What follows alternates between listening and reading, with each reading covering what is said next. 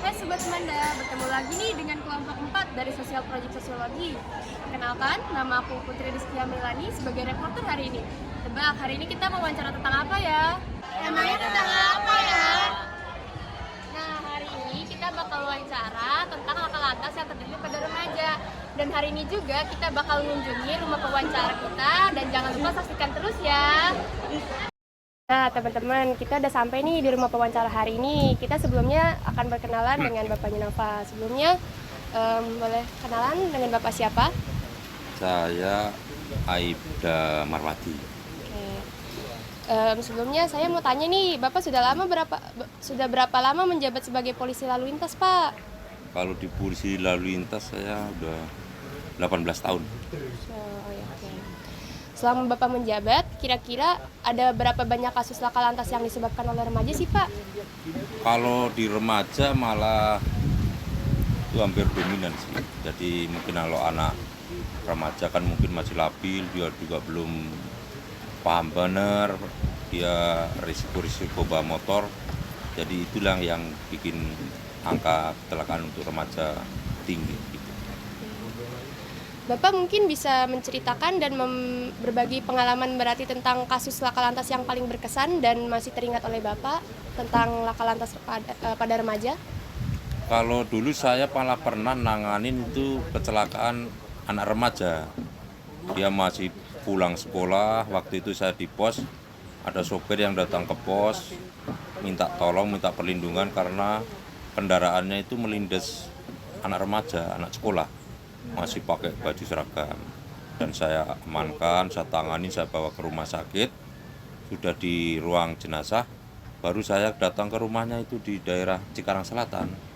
Saya temuin alamatnya, ketemu orang tuanya. Nah di situ saya ngomong sama orang tuanya bahwa anaknya itu kecelakaan, tapi saya nggak ngomong meninggal. Disitulah ibu dan bapaknya tak suruh cepat-cepat ke rumah sakit biar anaknya itu cepat ditangani gitu. Karena kalau saya ngasih tahu bahwa anaknya masih pakai baju sekolah dia kecelakaan meninggal, mungkin malah bisa masalahnya jadi besar. Jadi saya kasih tahu bahwa anaknya itu kecelakaan di rumah sakit dan perlu kedatangan orang tua biar cepat ditangani. Dan sampai saya kawal sampai rumah sakit, baru dia nanya, "Pak, anak saya ditangani di mana?" gitu.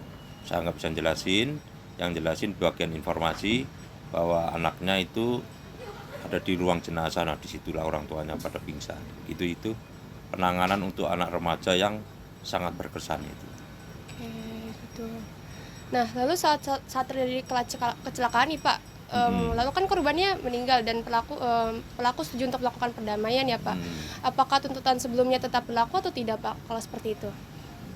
Kalau kecelakaan kayak gitu tergantung. Kalau bisa juga itu malah korbannya itu dia yang ini tersangkanya. Dalam arti mungkin dia melawan arus gitu. Dia kecelakaan, yang melawan arus meninggal. Nah, dia itu kan malah ibaratnya dia ininya apa sih nih tersangkanya. Yang Bisa melanggar juga aturan. tuh dihentikan perkaranya. Oke, gitu. Dan bagaimana jika ada kecelakaan tidak disengaja yang kedua belah pihaknya sama-sama bersalah nih, Pak?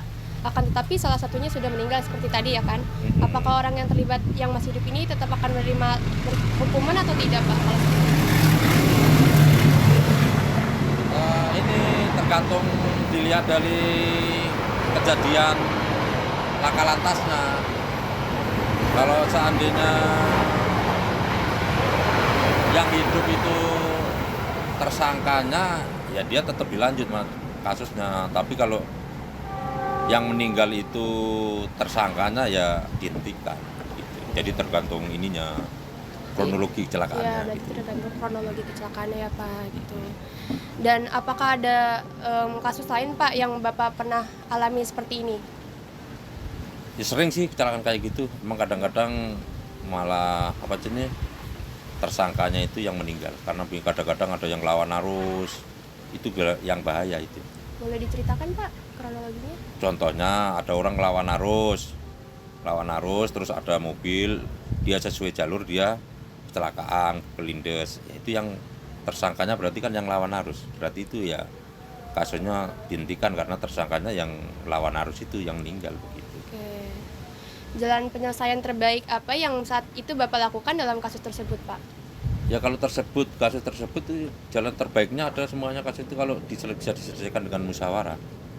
Kedua belah pihak saling menerima, tidak ada tuntutan bahwa segala kecelakaan itu adalah salah satu musibah, tidak ada yang salah, tidak ada yang benar. Kalau sama-sama menyadari itu ya bisa disesuaikan dengan musyawarah, itu malah lebih baik gitu.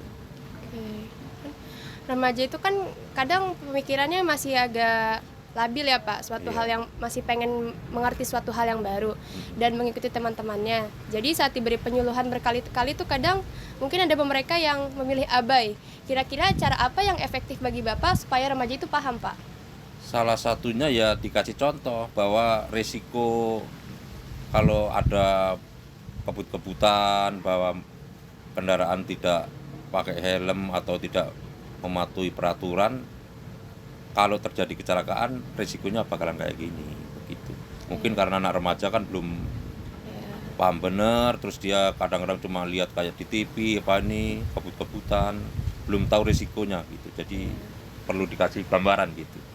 Kan remaja kan juga emosinya belum stabil nih Pak. Beberapa dari mereka banyak melakukan hal buruk, bahkan sudah diberi contoh pun masih melakukan hal seperti itu, contohnya seperti balapan liar. Nah, bagaimana cara dan penyuluhan terbaik agar anak-anak itu jera dan mendapatkan pelajaran, berarti tanpa membuat emosi dan membenci karena teringat tindakan Bapak sebelumnya? Ya selaku petugas kepolisian kita juga nggak bosan-bosan ngasih himbauan, ngasih pelajaran ke anak-anak, biarpun gimana itu kan anak remaja kita, anak-anak remaja kita. Bahkan di kepolisian juga sekarang malah justru kalau dikasih himbauan nggak bisa, kita tuh ngadain kayak itu apa road race gitu buat disalurkan bakat-bakatnya, dia disalurkan. Kalau emang dia balapan liar, sering balapan liar, dikasih himbauan nggak bisa, ntar malah dibawa ke arena balap liar, area balapan itu begitu. Diberi simulasi. Nah, biar ininya dia tersalurkan begitu. Bapak mau nanya nih Pak, Ya. apa faktor yang menyebabkan masih terjadinya pelanggaran lalu lintas nih pada remaja? Ya mungkin karena dia kurang ini, masih namanya anak remaja, masih labil lah itu. Dia mungkin masih ke bawah sama teman-temannya, seneng balap-balapan, seneng gaya-gayaan. Jadi ya anak remaja emang ya kita juga memaklumi, tapi emang dikit-dikit harus dikasih pengertian. Nah, tadi kan Bapak sudah menjelaskan dan menceritakan bagaimana kronologinya nih Pak. Saya pengen nanya Pak, cara berkendara yang baik sebagai pelajar yang belum memiliki SIM itu seperti apa sih Pak? Walaupun memang sebenarnya memang udah salah sih apa ya. Ya cuman mau gimana? Mau tidak mau ada beberapa remaja yang mungkin orang tuanya susah buat nganterinnya. Itu gimana caranya Pak? Memang sebetulnya kalau batasan mengendarai kendaraan bermotor itu 18 tahun. Jadi memang kalau belum punya SIM sebenarnya belum boleh. Tapi kita juga menyadari karena mungkin kesibukan orang tuanya tidak bisa nganter. Ini kan yang penting pada intinya tertib berlalu lintas, pakai helm, kayak spion. Terus jangan grogi. Kadang-kadang kalau anak pelajar itu kan kalau lihat polisi nongkrong ada berkerumun, dikira ada razia, dia muter balik. Padahal dia kan polisi lagi ngopi kadang. Jadi dia dikira razia muter balik. Nah itu resiko muter balik itu yang bahaya karena apa? Dia merasa bersalah. Dia anak remaja itu merasa bersalah. Ntar kalau kena tilang apa tangkap polisi kan biasanya diomelin sama orang tua. Jadi dia mendingan muter balik. Sebenarnya kayak gitu nggak usah. Dia lurus saja, nyantai aja. Karena polisi juga ngerti. Ntar kalau udah banyak ada pemeriksaan benar juga ngomong aja, polisi juga lebih ngerti. Jangan grogi lah, jangan kalau ada lihat apa-apa terus ngebut ada polisi takut muter balik, jangan gitu. Intinya itu aja. Oke. Ini kan banyak nih Pak remaja-remaja sekarang yang hobinya tuh modifikasi motor ya, memodifikasi motor entah itu dalam spionnya, stangnya atau mungkin knalpotnya. Nah, kadang kan ada yang beberapa kali bodi motor yang melanggar aturan. Saya mau nanya nih Pak, standar bodi motor yang baik itu gimana sih Pak? Kalau yang baik yaitu yang sesuai pengeluaran pabrik. Ya itu udah standar, itu udah diuji. Tapi kan namanya anak remaja pingin tampil beda, dia modif gitu kan. Kita juga paham, tapi jangan sampai keterlaluan. Kadang bannya udah gede, itu kan kecil banget, itu kan risiko. Karena ntar kalau kena lubang, harusnya kalau ban standar itu aman, dia kecil jadi peot begitu. Intinya gitu. Jadi ya modif boleh, tapi jangan terlalu parah ban. Oke. Oke, terima kasih Bapak atas wawancaranya hari ini. Gitu teman-teman, tentang peraturan lalu lintas pada remaja. Jangan lupa taati dan patuhi peraturannya ya.